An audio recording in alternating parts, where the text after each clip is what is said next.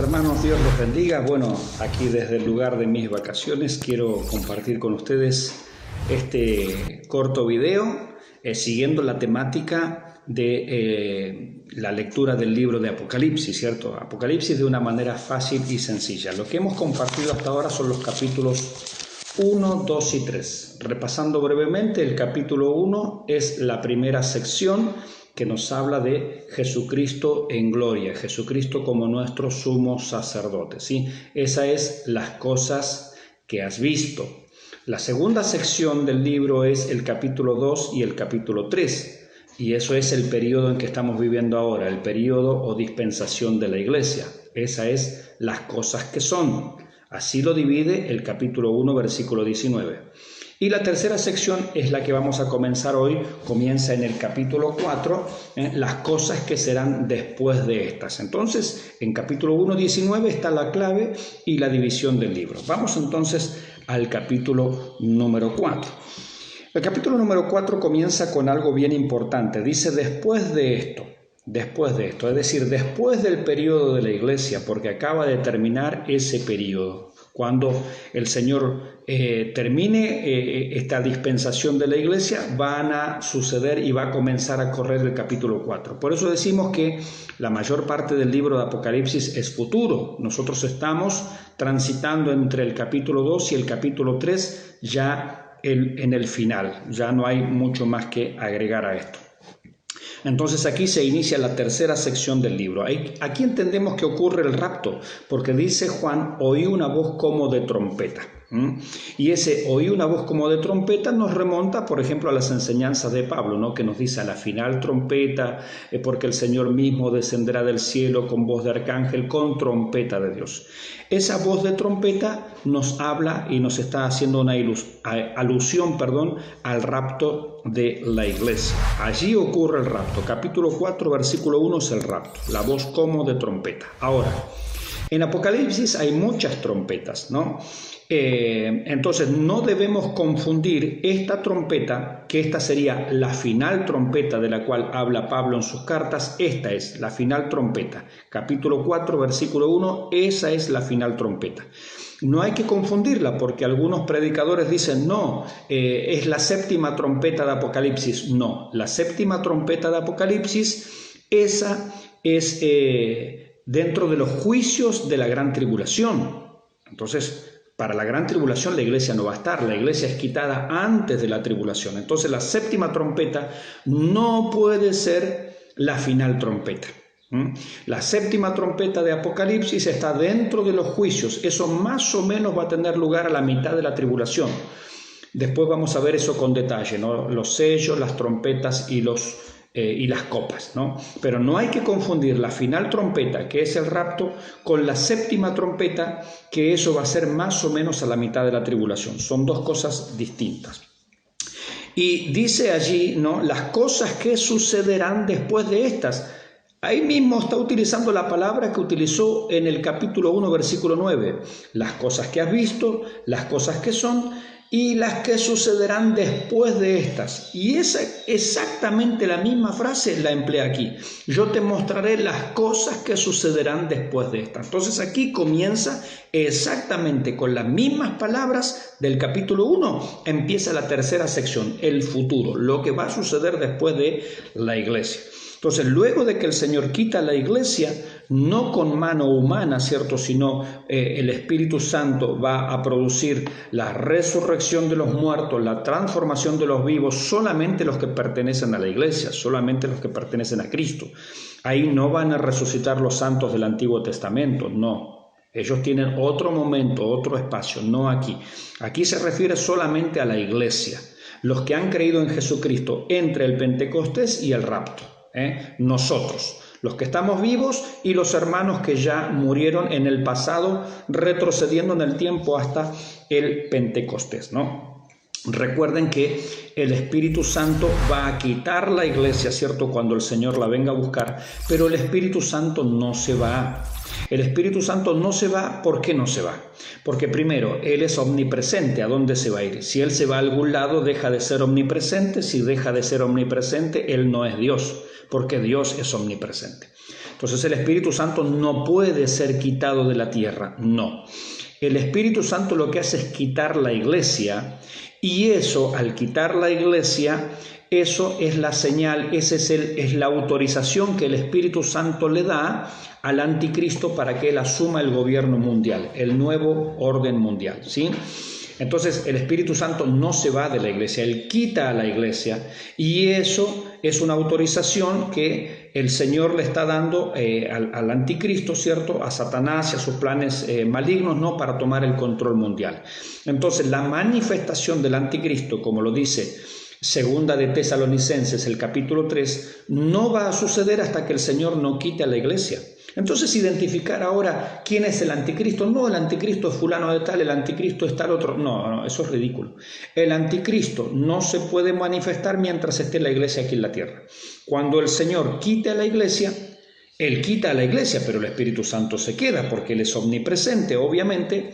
Lo que el Espíritu Santo va a hacer es trabajar como trabajaba en el Antiguo Testamento, es decir, no va a estar habitando a las personas. Por ejemplo, hoy nosotros somos templo del Espíritu Santo. Eso no va a ser durante la tribulación. El Espíritu Santo va a volver a trabajar como trabajaba en el Antiguo Testamento.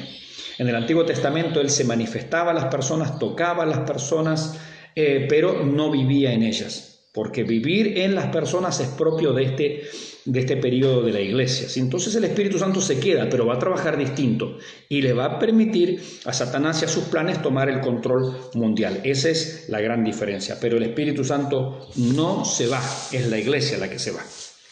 ¿Y qué más vemos en el capítulo 4? Bueno, después pasa a describirnos el trono. Obviamente es el trono de Dios, allí, ¿cierto? Es lo que Juan ve allí en el cielo cuando asciende. Cuando nosotros ascendamos como iglesia, ¿qué vamos a ver? Nos vamos a encontrar con el trono de Dios, y allí nos presenta el arco iris que lo rodea, ¿cierto? Es semejante todo a piedras preciosas, etcétera, etcétera. Y también vemos allí, interesante esto, 24 ancianos. ¿Quiénes son los 24 ancianos? Algunos dicen, bueno, son los apóstoles y los 12 patriarcas. No, dijimos que aquí no tienen nada que ver los santos del Antiguo Testamento, no tienen nada que ver.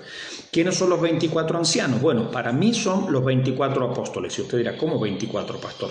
Yo conté solamente 12. Sí, 12 durante el ministerio terrenal del Señor Jesucristo.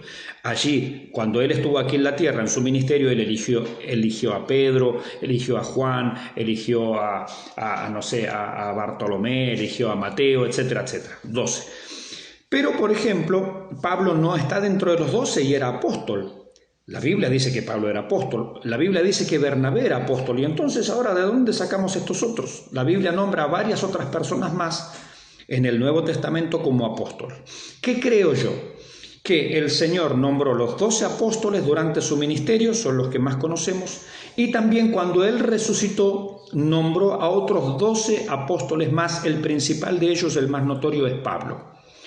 A Pedro se le encargó el ministerio de llevar el evangelio a los judíos, y a Pablo se le encargó llevar el evangelio a los gentiles. Esto lo dice claramente la Escritura. Entonces yo creo que hay 12 apóstoles que el Señor llamó durante su ministerio terrenal y 12 apóstoles que el Señor, cuando Él resucitó, Él nombró y comisionó. El principal de ellos es Pablo. De allí que sale la cuenta de 24 ancianos. Por lo menos eso es lo que yo creo. Usted puede creer otra cosa porque no lo dice específicamente la Biblia, pero yo creo que es por ahí la correcta interpretación. ¿Qué más se ve cuando uno asciende en el rapto? Bueno, dice que se van a ver 7 lámparas. Estas 7 lámparas no son la iglesia. Acuérdense que en el capítulo 1 nos habló de 7 candeleros y eran la iglesia. En este caso no. Hay 7 lámparas, no son la iglesia, sino que dice que son los 7 espíritus de Dios. Y usted dirá, ¿cómo 7 espíritus de Dios? Yo pensé que Dios tenía un solo espíritu. Sí, pero aquí nos está hablando mediante un lenguaje, ¿cierto?, metafórico, de las características del espíritu de Dios. Por ejemplo, en Isaías capítulo 11, usted lo busca después, capítulo 11, versículo 2, nos dice, hablando de que iba a reposar sobre el Mesías, el Espíritu de Jehová, Espíritu de sabiduría, Espíritu de inteligencia, Espíritu de consejo, Espíritu de poder, Espíritu de conocimiento y Espíritu de temor de Dios. Entonces son las 7 características del Espíritu Santo, y esas 7 características iban a estar sobre el Mesías, iban a estar sobre el Señor Jesucristo. En el capítulo 5 lo va a decir. ¿Qué más vemos allí cuando ascendamos? vemos un mar de cristal. ¿Qué significa esto? Que hay un mar, ¿cierto? Como ir al mar, ¿cierto? Como ir a la playa, hay un mar, pero dice de cristal. La idea es que está absolutamente quieto. ¿Qué quiere decir esto? Bueno, es un lenguaje metafórico, hay un mar, pero está tan planchado, está tan calmo que parece de vidrio. Por eso a veces nos va a hablar del mar de vidrio, el mar de cristal, ¿cierto? ¿Qué quiere decir eso? Que delante del Señor no hay ninguna turbulencia. Fíjese que aquí abajo va a comenzar la gran tribulación, convulsiones, desastre, juicio. El mundo va a estar totalmente alocado. Dice la Escritura que la gente tendrá temor del mar aquí abajo por los ruidos, por la expectación de las cosas que han de venir. Es decir, aquí abajo una convulsión total. En la presencia de Dios el mar está absolutamente planchado, es de cristal, es cristalino. Allá no se mueve una hoja literalmente si Dios no lo permite, porque en el cielo no hay revoluciones. Gloria a Dios, el mar es de cristal, el mar está absolutamente planchado y en calma. No hay inquietud en la presencia de Dios. Dice que este mar estaba quieto, transparente, eso es lo que significa, ¿no? Y también que allí en el cielo veremos a 4 seres vivientes y entendemos que estos 4 seres vivientes son los querubines, son querubines. Y dice que cada uno de ellos tenía rostro como de león, otro rostro como de becerro, otro rostro como de hombre y otro rostro como de águila. Bueno, en realidad esto también está reflejando algunas características, ¿no?, del Señor Jesucristo. ¿Por qué? Porque no son el Señor Jesucristo estos seres vivientes, no estamos diciendo eso. Digo que tienen características que nos hacen recordar al Señor Jesucristo. Por ejemplo, Mateo nos presenta a Jesucristo como el Rey, Él es el león de la tribu de Judá. Marcos nos presenta a Jesucristo como el siervo, es decir, el becerro, aquel que está para trabajar, para labrar, y esa era la labor del becerro, ¿no? Lucas nos presenta a Jesucristo como el Hijo del Hombre, allí tenemos el rostro de hombre. Y Juan nos presenta a Jesucristo como Dios, allí tenemos al águila volando. Entonces, son 4 aspectos del Señor Jesucristo. Volvemos a decir, los seres vivientes no son el Señor Jesucristo, pero sus formas nos recuerdan a aspectos del Señor Jesucristo. ¿Qué más veremos en el capítulo 4 para finalizar? Dice que allí se produce adoración, ¿no? Adoración, por un lado, de los seres vivientes y los 24 ancianos se postran. Es decir, que en el capítulo 4 básicamente es el trono, son los ancianos, son 7 lámparas, un mar de cristal, está absolutamente quieto, y estos seres vivientes con distintos rostros rinden adoración. Cuando ellos rinden adoración a Dios, los 24 ancianos se postran también para adorar a Dios. Y pasamos al capítulo 5. Eso es lo primero que se va a ver en el cielo. En el capítulo 5 tenemos allí la presentación de un rollo. Lo primero que nos vamos a encontrar un rollo. Un rollo era como un pergamino todo enrollado y tenía 7 sellos. Estaba lacrado, ¿cierto?, con sellos. Estos sellos son sellos de Dios. Acuérdense que algo que Dios ha sellado no se puede romper. Y fíjense este detalle importante. Dice la Biblia que nosotros hoy, los creyentes, hemos sido sellados con el Espíritu Santo de la promesa. Es decir, que el sello de Dios sobre nuestra vida no se puede romper, nadie lo puede romper. Aquí se va a presentar un rollo que está sellado, tiene los 7 sellos de Dios, es decir, un sellamiento perfecto, nadie lo puede romper, no hay nadie. Este rollo dice que está completo, está escrito por dentro y por fuera, es decir, no hay nada que agregarle, no hay nada que quitarle, el rollo está absolutamente escrito, Dios lo ha escrito. Y hay un desafío, hay un ángel que pregona allí con potencia, ¿no? ¿Quién es digno de tomar el libro, romper los sellos, ¿cierto?, y abrirlo, ver qué es lo que dice? Y al verlo, obviamente, se va a desarrollar justamente todo lo que está allí escrito en ese libro. La respuesta es nadie, ni en el cielo, ni en la tierra, ni debajo de la tierra, nadie es digno de romper los sellos de Dios. Por eso tenemos seguridad de nuestra salvación. Nosotros hemos sido sellados con el Espíritu Santo hasta el día de la redención. Por eso yo creo en la seguridad de la salvación, entre otras cosas. Porque algo que Dios ha sellado, nadie, ni en el cielo, ni en la tierra, ni debajo de la tierra, puede romper ese sello. Ahora, cuando Juan se pone triste, ¿cierto?, por esta situación, bueno, ahí le dicen, no, escúchame, Juan, tranquilo, que el león ha vencido y él es digno de abrir el libro y de romper sus sellos, ¿no? Bueno, entonces a Juan le hablan de un león. Dice que cuando Juan se da vuelta para mirar, en vez de ver un león, él ve un cordero. Y otra vez, el doble aspecto de Jesucristo, ¿no? Él es el león de la tribu de Judá, pero él previamente vino como cordero. Él primero vino a dar su vida, luego vuelve para reinar, ¿sí? Bien, entonces ahí él ve un cordero. Primero, este cordero está en pie, no está muerto. Gloria a Dios, él ha resucitado. Segundo, dice como inmolado. Quiere decir que tenía las marcas de haber sido sacrificado. Cuando en el Antiguo Testamento se traía un corderito, ¿cierto? Se lo degollaba.